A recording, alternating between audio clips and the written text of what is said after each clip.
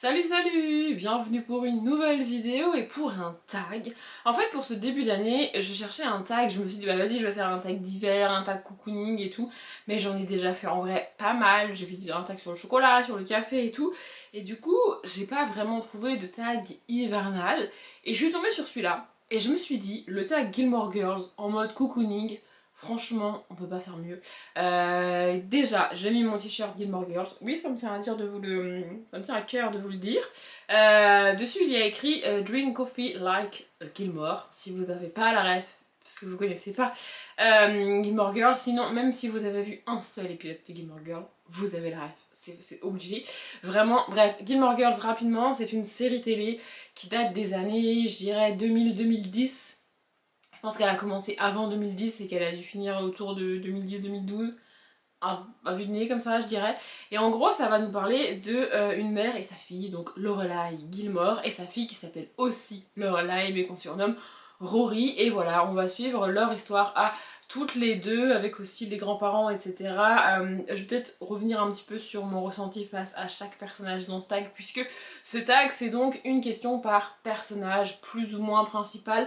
Il y a des personnages qui sont cités ici qui n'apparaissent pas dans toutes les saisons mais qui sont quand même très important. Et voilà, en fait c'est une série contemporaine de l'époque évidemment. On suit Lorelai, Rory quand j'allais dire quand le film, quand la série démarre, Rory doit avoir quelque chose comme 15-16 ans, elle est au collège, lycée, et il y a toute une histoire avec ses grands-parents, quel lycée elle peut intégrer, etc., etc. Et puis ensuite la fac où elle ira, bien sûr. Voilà, et donc on suit ça. Lorelai est une mère célibataire qui vit dans une toute petite ville. J'ai plus le nom de la ville en tête, c'est honteux. Starzolo, c'est la ville. J'avais Smokolo en tête avec le livre que j'ai lu il y a pas longtemps. Bref, la ville c'est Starzolo et en fait c'est le genre de petite ville où tout le monde se connaît. Il y a un festival d'automne, il neige, on est dans un état des États-Unis où il fait chaud l'été et très très froid l'hiver jusqu'à avoir de la neige, du verglas, etc. Enfin bref, vraiment en mode cocooning pour l'hiver, c'est parfait. Et même si vous l'avez vu il y a longtemps, à l'époque où elle est sortie comme moi, je vous la conseille aujourd'hui parce que moi, je l'ai re-regardée entièrement il y a peut-être 2-3 ans. Et franchement, il n'y a pas grand chose où tu te dis ah c'est dommage, tu vois, par rapport aux années 2000, aux années 2010, il n'y a pas grand sujet qui m'ont fait grincer des dents. En tout cas, je trouve qu'elle a très bien vieilli. Par contre, j'ai pas du tout aimé Gilmore Girls Une Nouvelle Année et j'ai trouvé ça vraiment nul. Vraiment vraiment nul. Mais c'est pour ça que je me suis refait la série originale d'ailleurs. Bref, on va commencer avec les questions parce que sinon ça va durer des plombs. Exceptionnellement, je les ai sur mon téléphone et pas sur mon ordinateur, mais ça change pas grand chose pour vous. Et donc, comme je vous disais, il y a un caractère, j'allais dire parce que c'est écrit en anglais, un personnage, une question.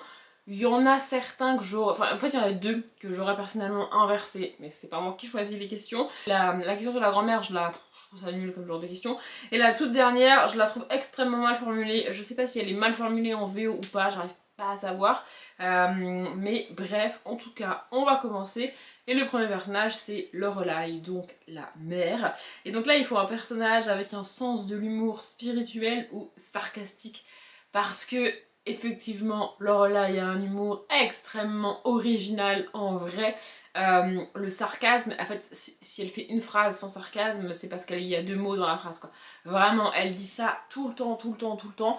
Et un personnage dans le style de Lorelai, pour moi, évidemment, je ressors Gail Carriger ici avec Une aventure d'Alexia Tarabotti, le tome 1, sans âme. Et donc le personnage, c'est Alexia Tarabotti.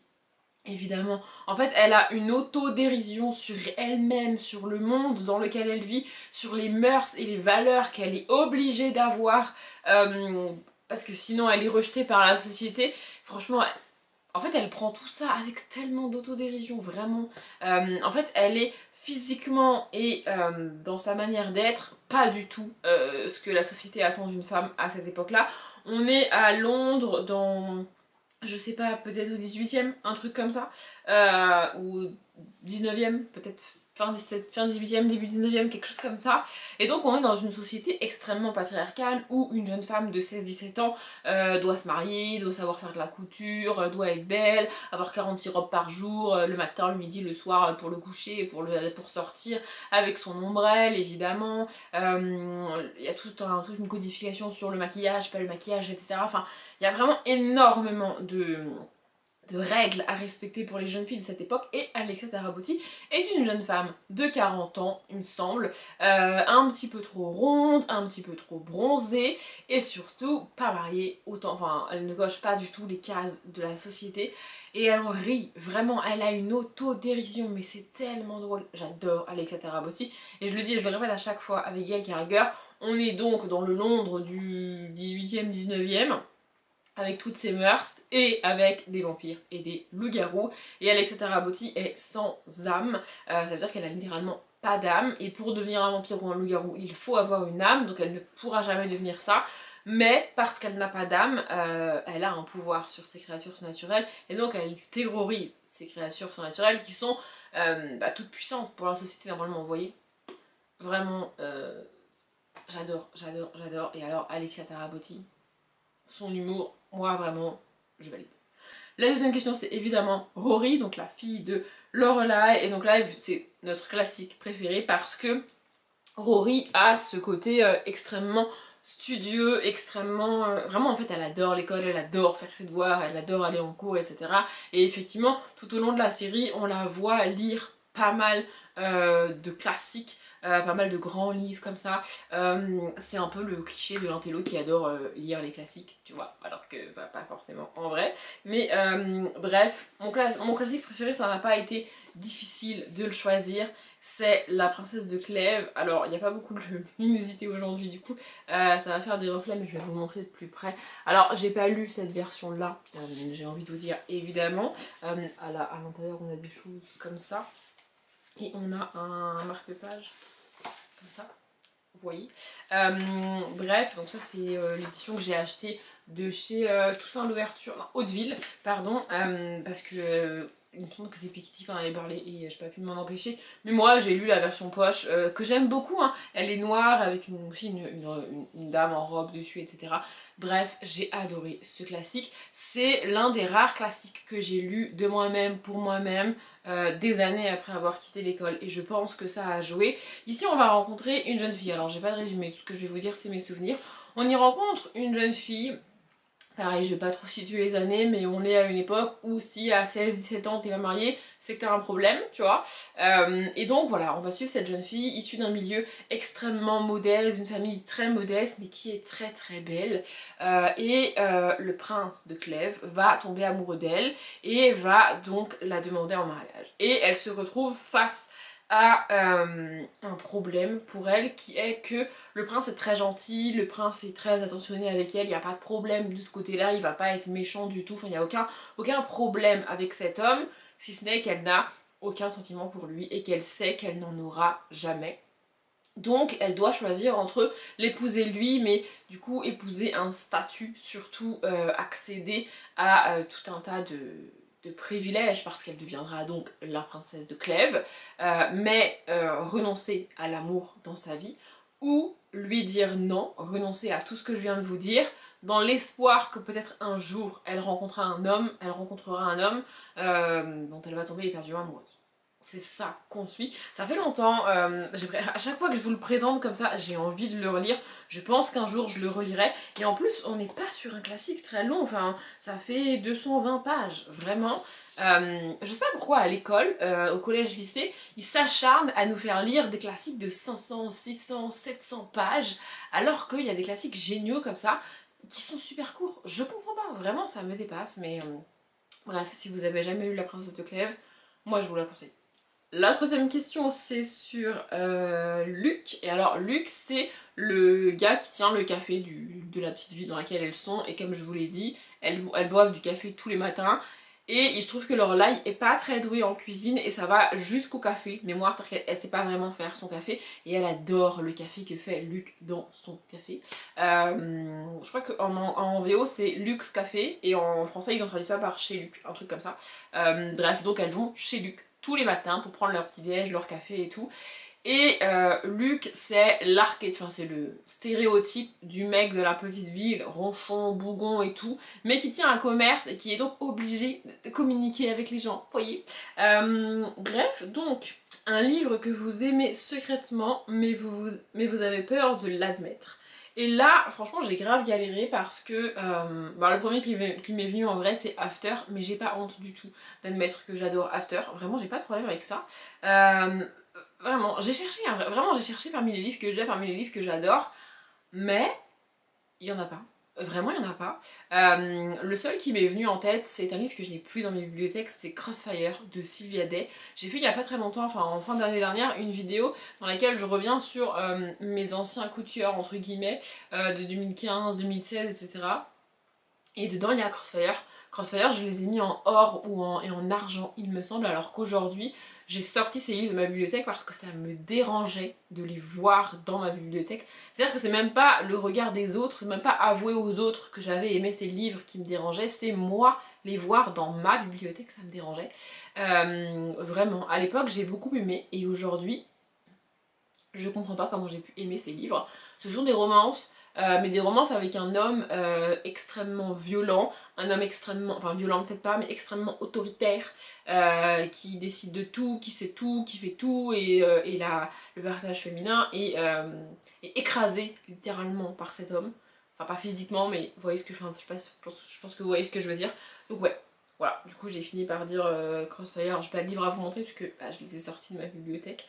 Ensuite on a Lane, et en vrai, ce personnage est intéressant. Donc Lane, c'est une jeune fille d'origine coréenne, il me semble, et c'est la meilleure amie de Rory. Et pour une série de l'époque, avoir toute une famille, parce qu'on a quand même Lane et sa mère, et on a quelques épisodes où on a sa famille, ses cousins, etc., etc.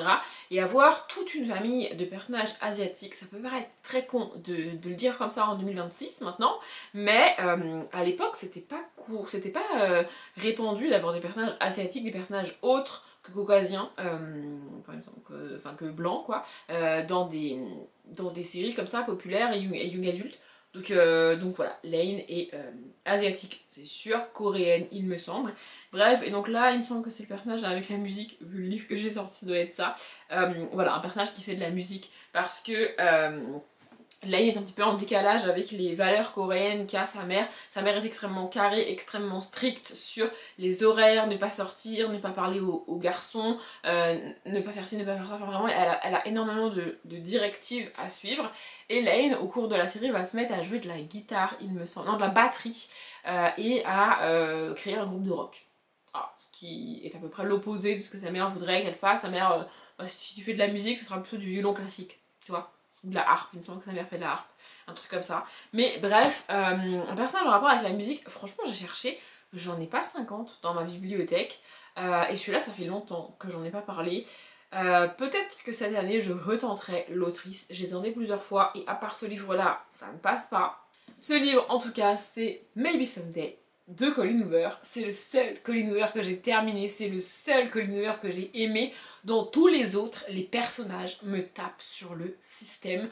Dans tous les autres, les conversations entre les personnages me paraissent lunaires et pas du tout réalistes. Mais ici, j'ai adoré cette histoire. En gros, ici, on va rencontrer Sydney et Hunter. Bon, on est sur une romance, ils vont eux-mêmes se rencontrer tous les deux, échanger, etc. etc. Et c'est visible sur la couverture, le personnage masculin joue de la guitare, d'où le lien avec la musique ici. Et franchement, j'ai adoré cette histoire, j'ai trouvé ça absolument génial. On y parle aussi ici de handicap, et franchement, je l'avais pas vu venir, et j'ai trouvé ça vraiment cool, vraiment bien fait. Ça fait un moment que j'ai lu ce livre. Je vous en parle pas hyper souvent parce que Colleen Hoover c'est pas une autrice que j'ai envie de... Enfin que je pense à reciter, etc. Quand on parle de romance, je vais plutôt partir sur Jack Renover ou Anatole malgré tout, vous voyez. Je pense pas forcément à Colleen Hoover parce que je suis pas fan de Colleen Hoover. Et j'ai même tenté le tome suivant, enfin il y a un tome compagnon avec les amis des personnages ici, vous voyez, je pense que vous voyez ce que je veux dire. Et j'ai pas aimé ce tome compagnon non plus quoi. Vraiment, Maybe Someday c'est le seul Colleen Hoover que j'ai aimé jusqu'à aujourd'hui. Et ça fait un moment, ça fait très longtemps que j'ai lu ce livre. Je pense que j'ai lu ce livre soit au tout début de ma chaîne, soit quand j'en avais pas de chaîne, parce qu'il n'y a pas de post-it. Et pour tous les livres que je lis, depuis que j'ai ma chaîne, je mets un post-it à l'intérieur Voilà, j'en ai trouvé un pour vous montrer. Vous voyez, c'est un petit post-it jaune vraiment classique sur lequel j'ai écrit un petit peu le résumé, un petit peu mon ressenti, ce que j'ai envie d'écrire et ce que j'ai envie de dire en update. Et là, je l'ai pas fait. Donc soit j'avais pas ma chaîne quand je l'ai lu, soit c'était au début de ma chaîne et je faisais pas encore ce système de post-it. Dépôt légal mai 2015. Je sais pas. Faudrait que je regarde quand est-ce que c'est l'anniversaire de ma chaîne et quel âge a ma chaîne, parce que je ne sais même pas moi-même quel âge a ma chaîne. Non mais c'est... Écoutez. Bref, en tout cas, c'est un Colleen Hoover que je vous conseille. Et du coup, pour les gens comme moi qui n'accrochent pas avec genre Hopeless, il me semble que j'avais tenté de Colleen Hoover, j'en ai tenté d'autres, hein, des très connus d'elle et tout. Et ça ne l'a pas fait. Mais si vous êtes comme moi, tentez quand même peut-être Maybe Someday. Le personnage suivant c'est Dean. Dean c'est le premier love interest on va dire de Rory. Et moi j'aurais inversé les thématiques par rapport à son deuxième love interest. Mais bon, c'est pas moi qui choisis les questions. Le premier personnage dont vous êtes tombée amoureuse ou le premier livre que vous avez adoré. En fait j'aurais inversé les questions parce que Dean dans la série c'est pas du tout un personnage que j'aime. Moi je préfère l'autre love interest de Rory. Et donc le premier personnage dans la série de Gilmore Girls duquel je suis tombée éperdument amoureuse et l'acteur avec et tout, c'est pas Dean, c'est l'autre. Mais bon bref, pour répondre à la question, le premier personnage de littérature dont je suis tombée amoureuse, je pense que la plupart des gens qui suivent mes vidéos régulièrement savent de qui je vais parler. Et oui, je vais encore vous bassiner avec lui. J'y peux rien, c'est la question. À un moment donné, je peux pas répondre à un autre personnage. Ça serait un affront de répondre à quelqu'un d'autre. Donc oui, c'est bel et bien Peeta de Hunger Games. Écoutez, c'est comme ça, voilà. Hein. À ma première lecture, j'ai absolument surkiffé Peeta. Je suis littéralement tombée amoureuse de Peeta. J'ai d'ailleurs même annoncé à monsieur que j'étais amoureuse de Peeta. Enfin voilà, à un moment donné, il va falloir qu'il l'accepte parce que c'est comme ça et c'est pas autrement. Donc bref, à ma première lecture de Hunger Games, je suis tombée littéralement amoureuse de Peeta. Avec les films, encore plus. Et à ma relecture, bref, j'adore Peeta. Je ne vais pas vous faire l'affront ici de vous dire qui est Peeta Mellark dans Hunger Games et je ne vais pas non plus résumer Hunger Games encore ici. Mais voilà. Peeta. Le personnage suivant c'est Sookie. Alors Sookie c'est la meilleure amie de Lorelai, donc la mère. Elle a une trentaine d'années, Lorelai et Sookie aussi du coup. Et Sookie est cuisinière, pâtissière, etc. Elle travaille... en fait Lorelai est gérante d'un hôtel, un petit peu d'une auberge, un petit peu si on veut, genre il me semble qu'au début ça lui appartient pas, après ça va changer, mais au début elle travaille dans un hôtel qui est géré réellement par quelqu'un d'autre et en gros elle est à l'accueil, elle gère les réservations de l'hôtel, etc. Et Sookie elle travaille dans les cuisines de cette même hôtel, et donc il me semble qu'on a une question par rapport à la cuisine. Non, pas du tout. Ah bah oui, si, un livre qu'on a dévoré. Voilà, en lien avec la cuisine. J'aurais préféré un livre, une thématique vraiment cuisine qui parle de cookies, de nourriture, etc. Vous voyez, mais bref. Et quand on parle de livres que j'ai dévorés, je me tourne immédiatement vers de la romance parce que, en général, tout ce qui va être... même Hunger Games, en vrai, je les ai dévorés. Je pourrais les citer, mais j'ai quand même laissé passer un petit peu de temps, ne serait-ce que pour digérer les informations que j'ai, le world building, tous les personnages, toutes les thématiques, etc. J'ai quand même besoin je peux pas le lire en 24 heures ou en une journée, en 24 heures étalé sur 2 jours ou en une journée, vous voyez, j'ai besoin de quand même digérer le truc, donc même si je le dévore à mon sens, bah je lis pas si vite que ça. Vous voyez, alors qu'en romance, bah j'ai pas besoin de process dans mon cerveau, le world building, les personnages, les thématiques et tout. On reste sur de la romance assez classique, et je vous en parlais tout à l'heure, quand on parle d'autrices que j'adore en romance, je me tourne vers Jake Ronover, et j'ai choisi peut-être une de ses sagas les moins connues. Ici c'est Clash, donc le tome 1, Passion brûlante. Clash c'est un spin-off plus adulte des Mark & Men. En gros, dans les Mark & Men, qui est sa saga les plus connues, je pense, on suit un groupe de personnes qui ont la vingtaine et qui vont se rencontrer les uns les autres. On a un couple par tome à chaque fois, tout tourne autour d'un salon de tatouage et tout. Franchement, j'ai adoré les Mark & Men. Mais ici, on a des personnages un peu plus adultes, avec des thématiques plus adultes, plus sérieuses, j'ai envie de dire. Non pas qu'il n'y a pas de trucs compliqués dans Mark & Men, mais ici, on a vraiment ce côté, ok, je prends du recul, qu'ont les adultes et que t'as pas forcément quand t'as 20-22 ans et qu'il t'arrive un truc, je sais pas si vous voyez ce que je veux dire. Ici on y suit Zeb, et Sawyer, il me semble. Voilà, il y a des liens avec les Marketmen. Il me semble que certains personnages ici sont les frères et sœurs de certains personnages des Marketmen. Vous voyez, il y a aussi des frères dans Marketmen, mais c'est pas les mêmes. Ou alors des... Enfin voilà, il y a des petits liens entre les tomes, enfin entre les deux sagas. En gros, si vous lisez ça, ça va vous spoiler dans Marketmen un peu qui est avec qui. Mais si les Marketmen ça vous tente pas parce qu'on en a trop parlé, parce que c'est trop jeunesse, parce que... Enfin trop jeunesse, pas jeunesse, mais parce que c'est des personnages trop jeunes, ou parce que le côté de tatouage ça vous intéresse pas, bah vous pouvez tenter Clash. Voilà, c'est des petits livres, ça fait quoi, 350 pages, un truc comme ça, et vraiment ça... Enfin bon, voilà, 300, oui c'est ça, 350 pages, et ça se dévore, enfin vraiment c'est Jack and the Beurre quoi. On en arrive à mon personnage préféré de Gilmore Girls, celui dont je vous parlais tout à l'heure, celui dont je suis tombée amoureuse quand j'ai regardé la série pour la première fois, et l'acteur avec, puisqu'on parle ici de Jess, évidemment. Je vais m'étendre sur Jess, mais il est joué par Milo Ventimiglia.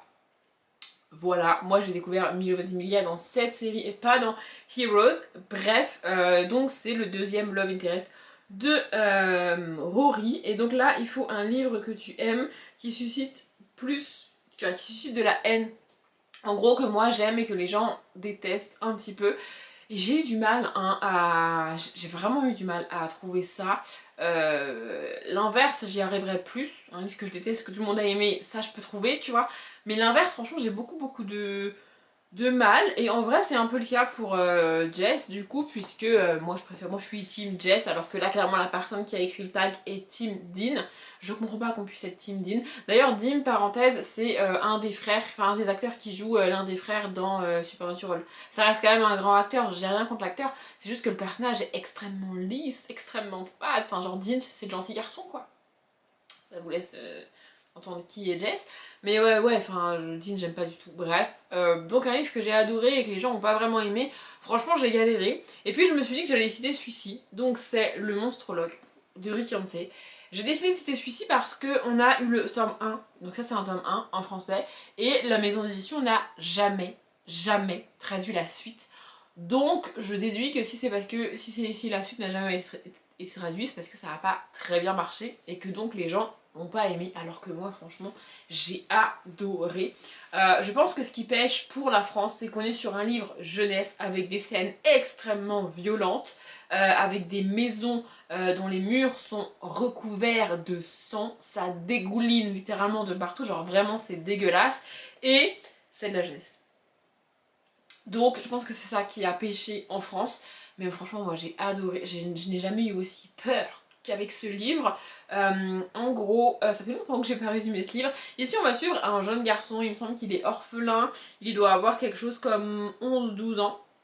Et il est recueilli par un homme, un espèce de savant fou. Voilà, du coup il l'aide, ce savant, à un espèce de laboratoire dans la cave de sa maison et tout. Enfin bref, c'est un peu... c'est un petit peu glauque, et donc le jeune garçon l'aide à faire ses expériences, à nettoyer, etc. etc. Et quand le livre démarre, il y a deux hommes en plein milieu de la nuit qui toquent à la porte et qui disent « Oui, bonjour, on a été au cimetière d'à côté déterrer un cadavre, on s'est dit que peut-être ça vous intéressait. » Ce à quoi le savant fou répond « Ah mais oui, bien sûr, descendez-le à la cave. » Voilà. Et à partir de là, ça part en...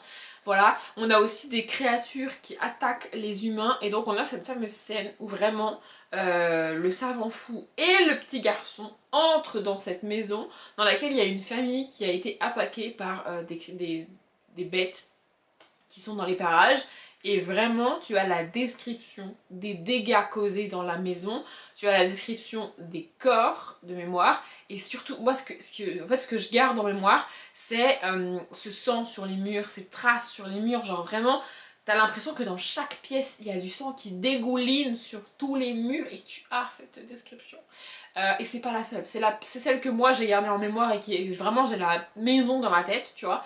Mais il y en a plein d'autres descriptions comme ça, il y a plein d'attaques de bêtes, rien que le cadavre déterré, c'est gore, vraiment c'est gore, c'est jeunesse pourtant.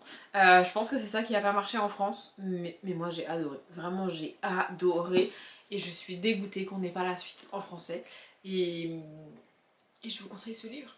Peut-être pas aux plus jeunes, mais je vous le conseille quand même. Pour le personnage suivant, je n'ai plus le livre avec moi, donc le personnage suivant c'est Miss Patty. Miss Patty c'est celle qui tient l'école de danse de la petite ville. Rory a fait de la danse quand elle était petite, évidemment parce que tout le monde fait de la danse. Et voilà, on suit Miss Patty qui dirige cette école avec toutes ces petites filles et tout. Il y a pas mal de festivals organisés au sein de la petite ville et donc à chaque fois il y a une représentation de l'école de danse, patati patata. Enfin bref, avec des décors, etc. etc. J'aime beaucoup Miss Patty, c'est un personnage très cool. Et donc le livre qu'il faut, c'est un livre qui a été ruiné par la hype. Et alors là, franchement, j'en ai une liste interminable. Mais j'ai choisi Ashes Falling for the Sky de Ningerman et Mathieu Guibé. Parce que, en fait, pour moi, ce livre est extrêmement cliché. Le résumé du livre est extrêmement cliché. Les personnages n'ont strictement rien d'original. Et en soi, ça n'aurait pas dû être négatif. Enfin, je veux dire, j'avais l'impression de relire After, tu vois. J'ai adoré After. Donc en soi, c'est pas gênant que j'ai l'impression de relire After. Je veux dire, même si tout ce que j'ai dit a l'air très négatif, c'est pas forcément négatif, tu vois. Reprendre une trope qui existe et que tout le monde adore, la refaire, recréer le personnage du bad boy et la fille intello et timide, c'est pas grave. Enfin, je veux dire, vraiment, c'est pas grave, tu vois. Sauf qu'en fait, la hype autour de ce livre a fait que moi, je m'attendais à un banger, je m'attendais à un truc ultra original, un truc nouveau, un truc cool, et je me retrouve avec un cliché. J'ai l'impression d'avoir Tessa et Hardin, mais genre vraiment, les prénoms des personnages, ça se voit que c'est écrit. Enfin, je veux dire, dans la vraie vie, les gens s'appellent pas comme ça. Enfin, genre, même, enfin, c'est pas possible en fait. Et en fait, vraiment, je m'attendais à un truc de ouf. Je m'attendais à de l'originalité. Tu vois, d'après la hype et de tout ce qu'on m'avait dit, tu verras, c'est génial, c'est trop cool. J'ai jamais lu ça. Bah, si, en fait. Moi, j'ai déjà lu ça et plusieurs fois. Enfin, vraiment, je comprends pas. En fait, je comprends pas la hype dans le sens où tout ce que les gens disent sur ce livre, pour moi c'est faux en fait. Dire que t'as jamais lu ça, c'est pas possible. Ou alors c'est parce que j'ai pas été au bout du livre. Mais franchement, les 50 premières pages, où est l'originalité, où est la nouveauté. Et encore une fois, c'est pas grave de pas faire original, mais me vendre ce livre comme quelque chose de nouveau, de jamais lu, de waouh, c'est génial, c'est trop cool, alors que bah, c'est un After Beast. Et dans le même temps, ces mêmes gens en général critiquent After, ils sont en mode ouais, After c'est nul, nanana, bah relis correctement le début de Ashes Falling for the Sky et reviens me dire que c'est pas la même chose en fait. Enfin, vraiment, j'ai été dégoûtée à cause de la hype. Voilà. La question suivante, c'est celle que je comprends pas trop. J'aime pas quand on parle de ça en termes de livres, mais écoutez, je vais quand même y répondre. Donc c'est Emily Gilmore. Emily Gilmore, c'est la mère de Lorelai et donc la grand-mère de Rory. Et donc là, c'est un livre coûteux. En fait, pour moi, en fait, je sais que la définition de coûteux, c'est juste qui coûte cher. Sauf que pour moi, un livre cher, ça veut dire que j'ai mis, je sais pas, 40 balles dans un bouquin et je trouve que le fini du bouquin en lui-même est pas ouf, tu vois. Et que l'histoire en elle-même ne méritait pas tant de jaspage, de hardback et tout. Je sais pas si vous voyez ce que je veux dire.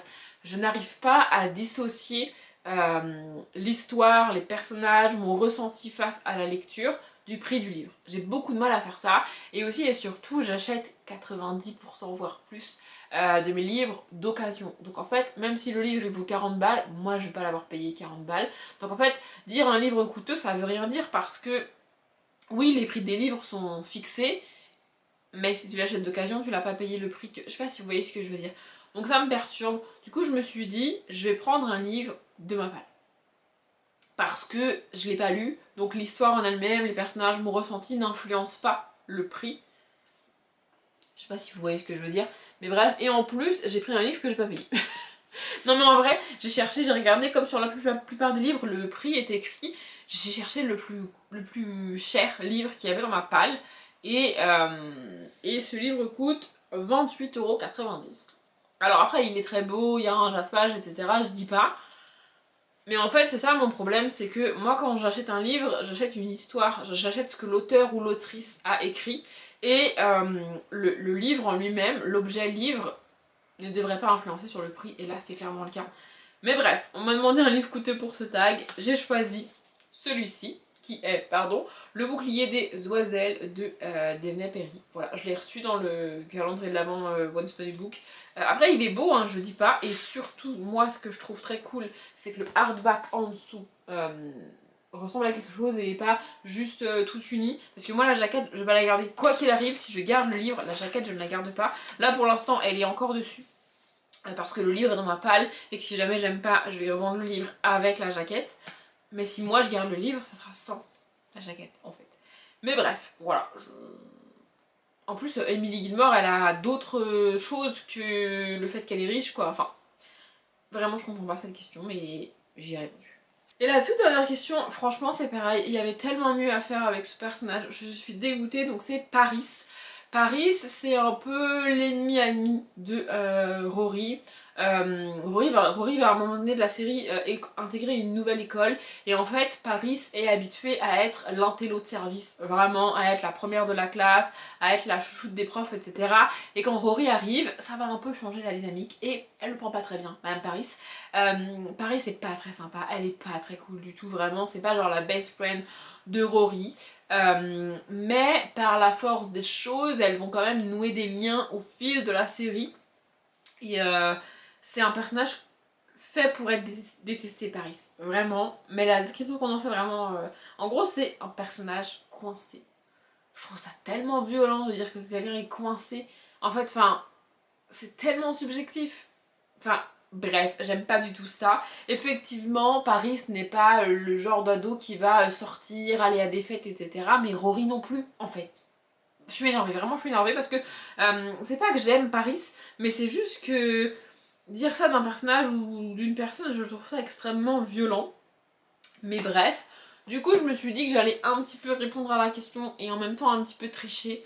Paris a ce côté extrêmement renfermé sur elle-même, extrêmement intello et genre vraiment sa priorité number one dans la vie c'est intégrer la fac qu'elle veut intégrer. Du coup tout ce qu'elle fait dans sa vie est déterminé par ça et du coup elle n'a pas le temps en fait, elle n'a pas le temps d'aller traîner avec ses amis, de se faire des amis, d'aller boire un café, elle n'a pas le temps. Elle fait du bénévolat pour que ça fasse bien sur son dossier, elle révise ses cours pour avoir les meilleures notes, elle va à la bibliothèque, elle fait des recherches, enfin elle a pas le time, tu vois, vraiment. Et effectivement, de l'extérieur, elle est considérée comme la meuf relou, quoi, tu vois.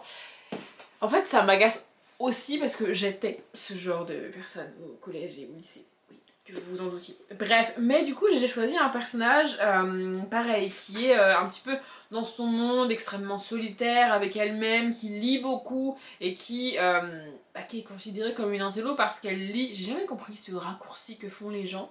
Mais écoutez, bref, j'ai choisi le livre, c'est L'épouvantable bibliothécaire de Anne-Gaëlle Balp et le personnage ici, c'est Suzanne, qui va, en fait elle est obligée d'aller en vacances chez l'une de ses tantes, il me semble, c'est ça. Et sauf que Suzanne elle avait prévu de profiter des vacances pour lire un maximum de livres, elle s'était fait une pile absolument énorme avec que des classiques évidemment et tout. Et elle doit aller là-bas, elle peut pas emmener beaucoup de livres parce que ça va être très lourd et tout dans ses bagages. Sa mère lui dit non, n'emmène pas tous tes livres, il faudra que tu sortes et que tu te fasses des amis. Ce qu'on m'a répété toute mon enfance aussi. Et donc elle emmène 2-3 livres et arrivée sur place, elle se rend compte qu'il n'y a rien à des kilomètres à la ronde. Sa tante habite dans une toute petite ville, il n'y a vraiment rien à faire. Il n'y a pas d'endroit où acheter des livres, il n'y a pas d'endroit où en emprunter, ou enfin, c'est la merde. Il y a juste une bibliothèque, mais la bibliothèque ouvre très très peu dans la semaine.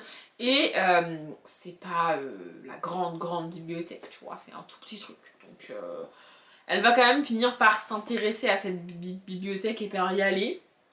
Mais on est vraiment sur une petite fille à laquelle je me suis énormément identifiée en fait, c'est ça.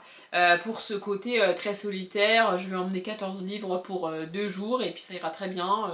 Je serai occupée, j'ai pas besoin de parler aux gens, j'ai pas besoin de me faire des amis, je vois pas l'intérêt. Voilà. C'est un peu aussi le petit côté de Paris. Et c'est ce que la plupart des gens considèrent comme être coincé, malheureusement. Je pensais que cette vidéo serait plus longue que ça, mais c'est pas plus mal parce que j'ai beaucoup de montage à faire en ce début d'année, donc si je peux avoir des rushs un peu moins longs et une vidéo un peu moins longue à monter, franchement ça m'arrange. Je l'ai pas dit au début, je sais plus où j'ai trouvé ce tag, si je retrouve je vous mettrai la chaîne en barre d'infos et si vous voulez répondre à ces questions franchement n'hésitez pas et si vous n'avez jamais vu Gilmore Girls, foncez, franchement ça vaut le coup, c'est vraiment cool. Moi je m'arrête là, j'espère que la vidéo vous a plu. Comme d'habitude je vous souhaite une bonne journée, un bon après-midi, un bon appétit ou une bonne nuit et je vous dis à demain.